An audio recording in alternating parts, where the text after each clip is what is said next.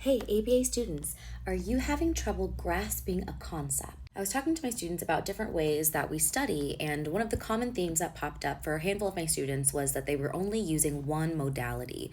So, like only writing study notes, only writing their own flashcards. So, if you find that you're really only memorizing terms, or maybe you're having a difficult time bringing something from your textbook to life, my recommendation is always to study across at least 5 different modalities, 2 of which you should always be including. Hi, my name is Dr. Pilar Bonilla. I'm a BCBAD and the founder of the Unicorn Program, which is a fieldwork curriculum for ABA students and their supervisors to help guide and structure the fieldwork journey. Whenever you're studying ABA terminology or concepts, I always recommend studying this across 5 different modalities to help really ingrain and understand what you're learning. The first modality is to read about it. Read about this topic in articles, read about it in your textbooks, read your friends' study materials, read blog posts by behavior analysts. Second way that you can do this is by listening about it. So listen about this topic in your class lectures, listen about this topic in podcasts, listen to your BCBA supervisor explain it, listen to your peers in class explain it.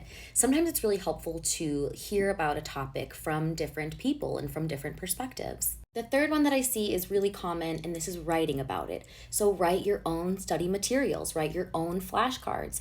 Too often I see students relying on somebody else's notes or somebody else's materials.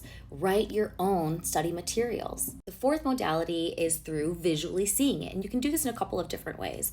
One of the ways is through visual depiction, so analyzing charts and tables and graphs and images that visually break down the concept and depict it visually. Another way that you can do this is to visually notice and identify the topic around you in the world.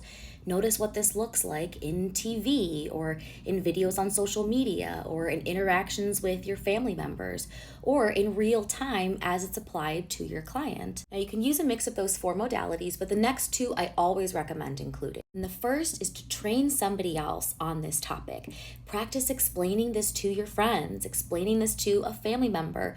Practice training the very new RBT at your workplace on this topic. And this also includes yourself. Depending on your learning style, some of my students have found it really helpful to record themselves training or talking about this topic or implementing this topic and then giving themselves feedback when they watch it back. So you can also train yourself. And then lastly, always make sure that you are including hands-on practice in real time with the client. Practice applying this to the clients that you serve. You can even practice applying this to yourself and then reflect, how does it feel to do this hands-on on my own? How does it feel to implement this topic with those that I serve? I hope this helps and happy studying. And as always, if you have any questions, let me know in the comments.